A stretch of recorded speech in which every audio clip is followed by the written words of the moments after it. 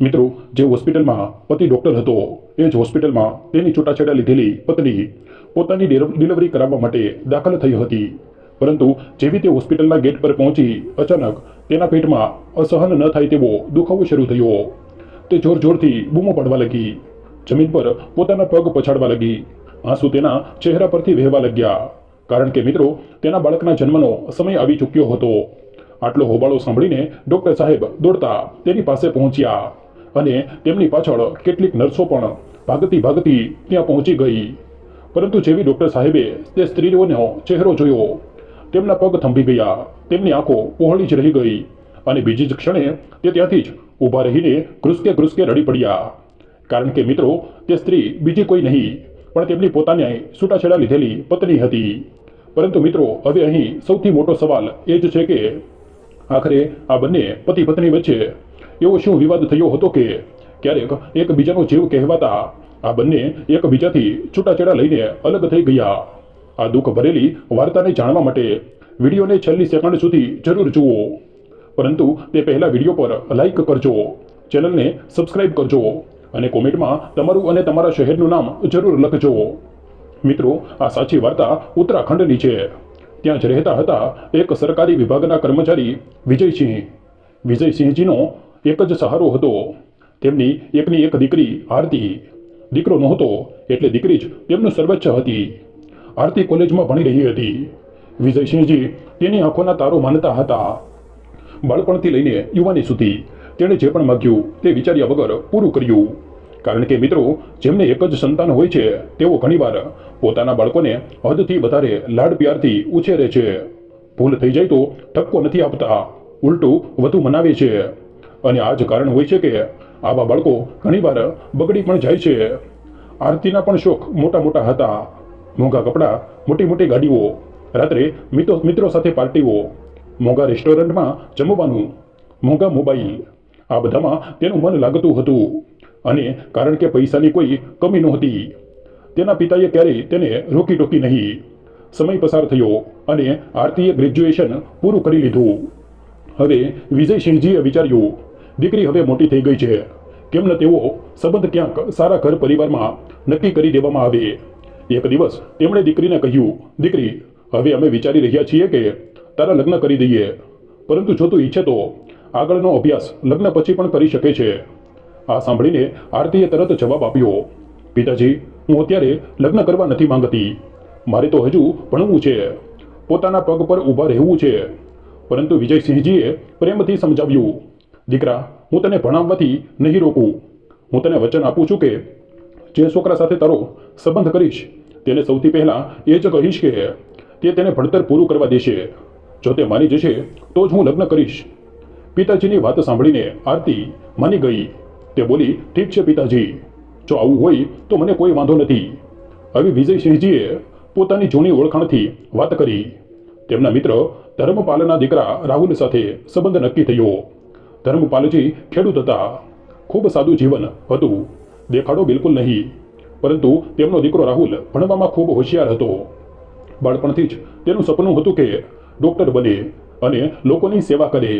તેની મહેનત અને લગ્ન જોઈને બધાને વિશ્વાસ હતો કે એક દિવસ તે નામ રોશન કરશે. મિત્રો, જલ્દી જ તારીખ નક્કી થઈ અને ધામધૂમથી લગ્ન થઈ ગયા. વિજયસિંહજીએ પોતાની એકની એક દીકરીના લગ્નમાં કોઈ કસર ન છોડી. દીકરીની દરેક ઈચ્છા પૂરી કરવાનો પ્રયત્ન કર્યો. પરંતુ મિત્રો, સાચી વાર્તા અહીંથી જ શરૂ થાય છે. લગ્ન પછી જ્યારે આરતી પોતાના સાસરે પહોંચી તો આખા ગામમાં ચહલ પહલ હતી. લોકો કહેતા ફરતા હતા કે ધર્મપાલજીના ઘરે તો શહેરથી વહુ આવી છે. ઓફિસરની દીકરી છે, કેટલી સુંદર છે, કેટલી નખરાળી છે. આંગણામાં સ્ત્રીઓ તેને જોવા માટે ઉત્સુક હતી. બાળકો ઊભા રહીને તેની ઓઢણી અને ઘરેણાને જોઈ રહ્યા હતા. ધર્મપાલ અને તેમની પત્ની શારદા દેવી ખુશ હતા કે દીકરા રાહુલને આખરે જીવનસાથી મળી ગયો. પરંતુ મિત્રો, જેવું દરેક લગ્ન પછી થાય છે, સાચું ચિત્ર ધીમે ધીમે સામે આવવા લાગ્યું. આરતી પોતાના પિયરના ઠાઠમાંથી ઉછરી હતી. તેને હંમેશા મોટી ગાડીઓમાં ફરવાની આદત હતી. દર અઠવાડિયે મિત્રો સાથે હોટેલમાં જવાની આદત હતી. મોંઘા કપડાં પહેરવાની આદત હતી. સાસરામાં આ બધું નહોતું. અહીં સાદગી હતી, ખેતરની માટી હતી, ગામની પરંપરાઓ હતી. ધર્મપાલજીએ ખૂબ પ્રેમથી સમજાવ્યું, દીકરી, અમે ખેડૂત લોકો છીએ. અમારું રહેન સહેન ખૂબ સાધારણ છે. તું નાના નાના કપડાં પહેરીને ગામમાં ન નીકળ. લોકો જાત જાતની વાતો કરશે. અહીં અમારી ઇજ્જતનો સવાલ છે. પરંતુ આરતીને આ બધું સાંભળવું બિલકુલ પસંદ ન આવ્યું. તેણે ગુસ્સામાં કહ્યું, જુઓ, હું મારી મરજીથી જીવવા જાણું છું. જો મને આ ઘરમાં રાખવી હોય તો મારી દરેક ઈચ્છા પૂરી કરવી પડશે. નહીતર હું અહીં રહી જ નહીં શકું. ધર્મપાલ અને શારદા દેવી આ સાંભળીને દંગ રહી ગયા. તેમણે ચૂપચાપ દીકરા રાહુલને પત્ર લખ્યો અને બધી વાત જણાવી. રાહુલ તે સમયે બીજા શહેરમાં મેડિકલનો અભ્યાસ કરી રહ્યો હતો. દિવસ રાત મહેનત કરતો હતો, તેથી ડૉક્ટર બનવાનું સપનું પૂરું કરી શકે. પરંતુ જ્યારે તેણે મા બાપની વાતો સાંભળી તો તેના દિલ પર ઊંડો ઘા લાગ્યો. થોડા દિવસની રજા મળતા જ તે ઘરે આવ્યો. તેણે આરતીને સમજાવવાનો પ્રયત્ન કર્યો. સાંભળ આરતી, મારા મા બાપ ખૂબ સાધારણ લોકો છે. તેમનું જીવન સાદું છે. આશાઓ નાની છે. તારે તેમની સામે થોડું વ્યવસ્થિત રહેવું જોઈએ. બાકી હું છું ને. જ્યારે મારી પોસ્ટિંગ લાગી જશે ત્યારે આપણે શહેરમાં ચાલ્યા જઈશું. ક્યારેક હોટલમાં પણ જઈશું. પણ અત્યારે મારે ભણવાનું છે. પૈસા મર્યાદિત છે. થોડી ધીરજ રાખવી પડશે. પરંતુ મિત્રો, આરતી આ વાતને ગંભીરતાથી ન લીધી. તેણે ઉલટાનો જવાબ આપ્યો, રાહુલ, તારા મા બાપ જૂના જમાનાના લોકો છે. હું ગામની સ્ત્રીઓની જેમ નથી જીવી શકતી. મને એ બધું જ જોઈએ છે જે મારી બહેનપણીઓ પાસે છે. જો તું પૂરું ન કરી શકે તો મને આ સંબંધથી કોઈ મતલબ નથી. મિત્રો, તે દિવસથી ઘરનું વાતાવરણ બદલાઈ ગયું. જ્યાં ક્યારેક સવારની સા સાથે હાસ્ય સંભળાતું હતું, ત્યાં હવે શાંતિ છવાઈ ગઈ હતી. જ્યાં ક્યારેક રસોડામાં વાસણના ખડખડાટ સાથે પ્રેમ દેખાતો હતો, ત્યાં હવે વાસણ પસાડવાનો અવાજ આવવા લાગ્યો. રાહુલે લાખ પ્રયત્ન કર્યા, પરંતુ આરતીએ તેની કોઈ વાત ન માની. તે વારંવાર પિયરમાં ફોન કરીને ફરિયાદ કરતી, પિતાજી, તમે મારા લગ્ન ખોટી જગ્યાએ કરી દીધા. અહીં ભૂખ્યા લોકો છે. મારી કોઈ કદર નથી. કોઈ મારી વાત નથી સમજતું. અને મિત્રો, વિજયસિંહજી જે દીકરીને ખૂબ પ્રેમ કરતા હતા, દરેક વખતે તેની વાત સાંભળીને પીગળી જતા. તે સાસરામાં ફોન કરતા અને કહેતા, જુઓ, અમારી દીકરી છે, એકની એક છે. તેનું મન ન દુભાવશો. તેની દરેક ઈચ્છા પૂરી કરજો.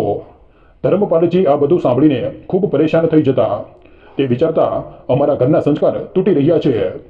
વહુ અમારી વાત માનતી નથી અને દીકરીના લાડ પ્યારમાં ડૂબેલા સસરા તો તેને વધુ બગાડી રહ્યા છે. સમય પસાર થતો ગયો. 6 મહિના વીતી ગયા અને ઘરમાં રોજ ઝઘડા થવા લાગ્યા. રાહુલ દર વખતે કહેતો, આરતી, થોડું મા બાપ સાથે બેઠા કર. તેમની સામે વ્યવસ્થિત રહે. તેમની લાગણીઓને સમજ. પરંતુ આરતી દર વખતે ગુસ્સામાં જવાબ આપતી, હું આ બધું ન કરી શકું. હું એ જ કરીશ જે મારું મન કહેશે. ઝઘડા વધતા ગયા. રાહુલના ભણતર પર પણ વચ્ચે અસર થવા લાગી. તે દિવસ રાત મહેનત કરતો, પણ ઘરની ચિંતા તેને કોરી ખાતી હતી. આ દરમિયાન એક દિવસ આરતીને ખબર પડી કે તે ગર્ભવતી છે. તેણે સૌથી પહેલા પોતાના પિતાને ફોન કર્યો અને કહ્યું, પિતાજી, હું હવે આ ઘરમાં એક ક્ષણ પણ નથી રહી શકતી. તમે મારા માટે લગ્ન ખોટી જગ્યાએ કરાવી દીધા છે. આ લોકો મારી ઇજ્જત નથી કરતા. મારી ઈચ્છાઓ પૂરી નથી કરતા. વિજયસિંહજીએ તેને ઠપકો ન આપ્યો, પરંતુ પોતાના ઘરે બોલાવી લીધી.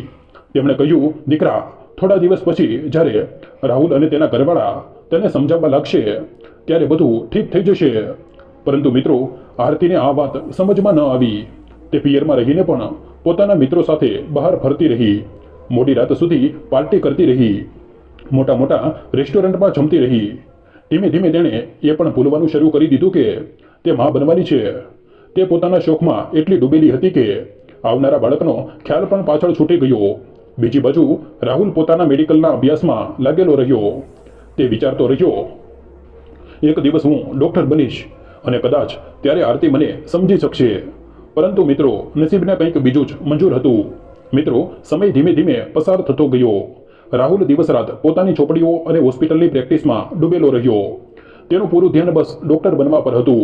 પરંતુ બીજી બાજુ આરતીનું મન પોતાના પિયર અને મિત્રોમાં જ અટવાયેલું હતું. તે હવે ખુલ્લેઆમ કહેવા લાગી હતી કે રાહુલ તને તેના લાયક નથી. રાહુલ તને એ બધું નથી આપી શકતો જે તેની બહેનપણીઓને તેમના પતિએ આપ્યું છે. મિત્રો, માણસ જ્યારે ખોટી સોબતમાં પડી જાય છે ત્યારે સાચા ખોટાની ઓળખ ગુમાવી દે છે. આરતી સાથે પણ એવું જ થયું. તેના કેટલાક મિત્રોએ તેને ભડકાવવાનું શરૂ કરી દીધું. તારો પતિ તો બિલકુલ જૂના જમાનાનો છે. તને બાંધીને રાખવા માંગે છે. તું જેવી છે તેને એવું જ જીવવું જોઈએ. જિંદગી એકવાર મળે છે, શા માટે તેને બરબાદ કરી રહી છે? ધીમે ધીમે આ વાતોની અસર થઈ અને આરતીના મનમાં છૂટાછેડાનો વિચાર ઘર કરી ગયો. અને મિત્રો, એક દિવસ તેને સાચે જ કોર્ટમાં જઈને છૂટાછેડા માટે અરજી આપી દીધી. રાહુલ જ્યારે કોર્ટે પહોંચ્યો ત્યારે તેની આંખોમાં આંસુ હતા. તેણે છેલ્લી વાર કહ્યું, આરતી, હું માનું છું કે આપણા બંને વચ્ચે મતભેદ છે, પણ તું માં બનવાની છે. શું તું આ બાળક વિશે નથી વિચારી શકતી? ઓછામાં ઓછું તેને પિતાનું નામ તો આપી દે. પરંતુ આરતીને તેની એક પણ વાત ન સાંભળી. તેણે કડકાઈથી કહ્યું, રાહુલ, હું હવે તારી સાથે નથી રહી શકતી. તારી સાથે રહેવું મારી આઝાદીને કેદ કરવા જેવું છે. મેં નિર્ણય કરી લીધો છે. મિત્રો, થોડા જ દિવસોમાં કાગળ પર પણ સહી થઈ ગઈ અને બંનેનો સંબંધ તૂટી ગયો. રાહુલે ચૂપચાપ બધા કાગળો પર સહી કરી દીધી. તેના ચહેરા પર આંસુ હતા, પરંતુ હોઠ પર એક જ વાક્ય હતું, ઈશ્વર તને ખુશ રાખે. છૂટાછેડા પછી રાહુલે પોતાને પૂરી રીતે ભણતર અને સેવામાં લગાવી દીધો. તેણે મનમાં ને મનમાં કસમ ખાધી કે હવે તેનું જીવન ફક્ત ડૉક્ટર બનવા અને દર્દીઓને બચાવવામાં જ પસાર થશે. તેની મહેનત રંગ લાવી અને આખરે તેને ડિગ્રી મળી ગઈ. પછી ઉત્તરાખંડના જ એક મોટા હોસ્પિટલમાં તેની નિમણૂક થઈ ગઈ. તે દિવસ રાત લોકોનો જીવ બચાવવામાં લાગી ગયો અને એક જાણીતો ડૉક્ટર બની ગયો. પરંતુ મિત્રો, બીજી બાજુ આરતીની હાલત બિલકુલ અલગ હતી. શરૂઆતમાં જ્યારે તે પિયર પાછી ફરી ત્યારે તેને લાગ્યું કે હવે જિંદગી મજેદાર બની જશે. મિત્રો, તેની સાથે પાર્ટી કરવા આવતા, હોટલમાં જતા, ગાડીઓ ફેરવતા, તે વિચારતી હતી કે પતિ અને સસરા વગર પણ જિંદગી સરળ છે. પરંતુ ધીમે ધીમે સમય બદલાયો. જેમ જેમ તેનું ગર્ભ મોટું થતું ગયું, તેના કહેવાતા મિત્રો તેનાથી અંતર બનાવવા લાગ્યા. જ્યારે તે ક્યાંક બહાર જતી, લોકો તેને જોઈને કહેવા લાગતા, આરતી, હવે તું ઘરે આરામ કર, તું ગર્ભવતી છે. તારી સાથે ફરવું અમને સારું નથી લાગતું. મિત્રો, માણસની અસલિયત ત્યારે સામે આવે છે જ્યારે મુસીબત આવે છે. આરતી પણ સમજી ગઈ હતી કે તેના આ પાર્ટીવાળા મિત્રો ફક્ત દેખાવાના સાથી હતા. સાસો સાથ આપનારો તો તેનો પતિ હતો, જે આજે તેનાથી ખૂબ દૂર જઈ ચૂક્યો હતો. સમય વીત્યો, 9મો મહિનો આવ્યો અને દુખાવો શરૂ થઈ ગયો. વિજયસિંહજીએ તરત એમ્બ્યુલન્સ બોલાવી અને દીકરીને હોસ્પિટલ લઈ ગયા. સાયરન વગાડતી ગાડી અને હોસ્પિટલ પહોંચી અને સ્ટ્રેચર પર છૂટેલી આરતી દુખાવાથી તરફડી રહી હતી.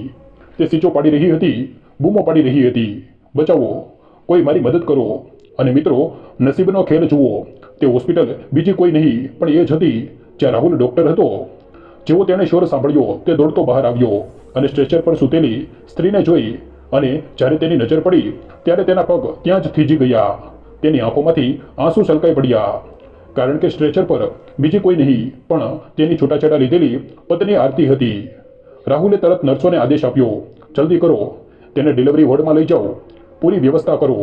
આ ફક્ત મારી દર્દી નથી, આ મારી અવાજ ગળામાં અટકી ગયો, આંખો ભીંજાઈ ગઈ. મિત્રો, ડૉક્ટર હોવું તેની ફરજ હતી, પણ માણસ હોવું તેની લાગણી. તેણે પોતાની પત્નીને બચાવવાનું નક્કી કરી લીધું. મિત્રો, જેવી આરતીને ડિલિવરી વોર્ડમાં લઈ જવામાં આવી, મહિલા ડૉક્ટરે તરત તપાસ કરી અને ગભરાઈને કહ્યું, આનું લોહી ખૂબ ઓછું છે. જ્યાં સુધી લોહીની વ્યવસ્થા નહીં થાય ત્યાં સુધી ડિલિવરી નહીં થઈ શકે. જો તરત જ લોહી ન મળ્યું તો મા અને બાળક બંનેનો જીવ જોખમમાં મુકાઈ જશે. આ સાંભળીને વિજયસિંહજીનું દિલ કંપી ગયું.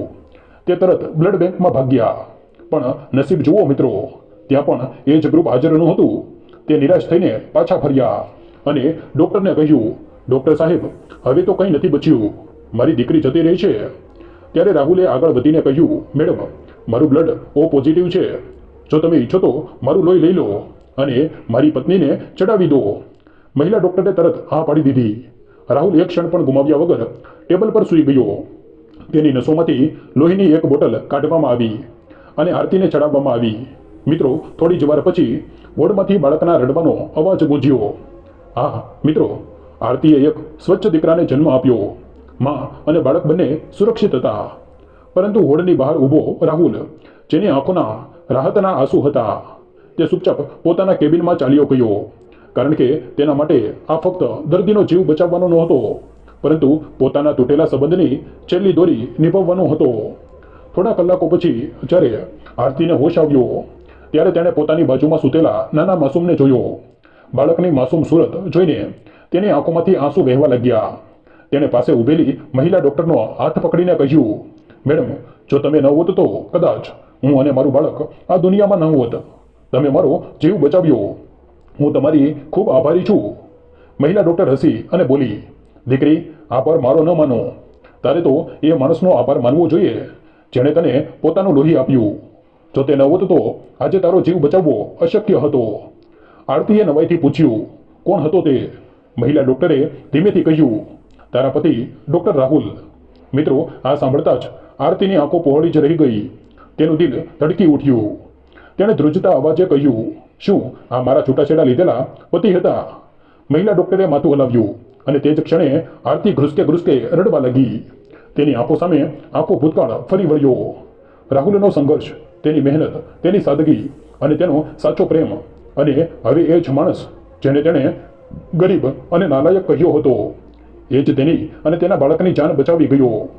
જ્યારે રાહુલ વોર્ડમાં આવ્યો ત્યારે આરતી રડતા રડતા તેના પગે પડી ગઈ. તે કહેવા લાગી, રાહુલ, મેં તારી સાથે ખૂબ ખોટું કર્યું. તેને ગરીબ કહ્યો, તારી કદર ન કરી. પણ આજે તે સાબિત કરી દીધું કે સાચો માણસ એ જ છે જે દરેક હાલતમાં સાથે ઊભો રહે છે.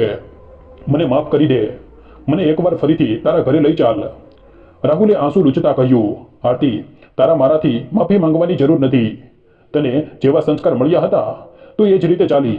તેમાં તારી ભૂલ નથી. પણ હવે તું અને તારું બાળક સુરક્ષિત છો. એ જ મારા માટે સૌથી મોટી ખુશી છે.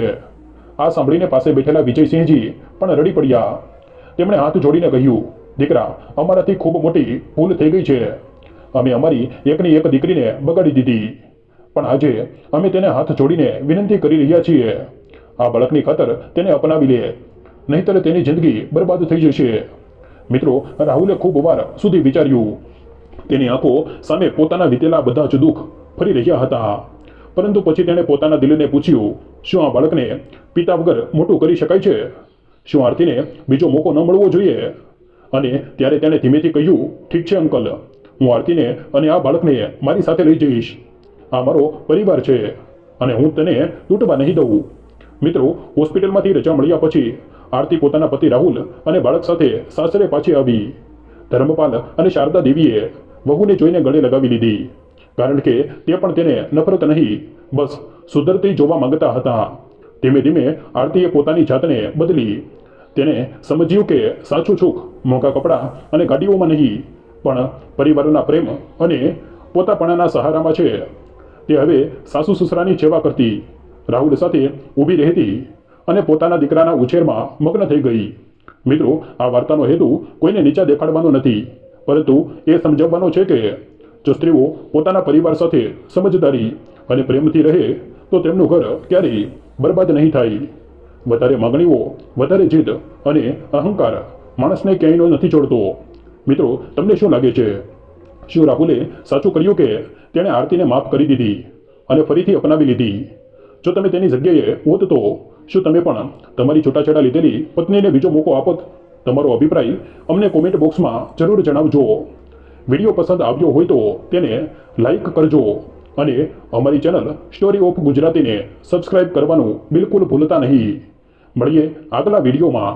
જય હિન્દ, જય ભારત.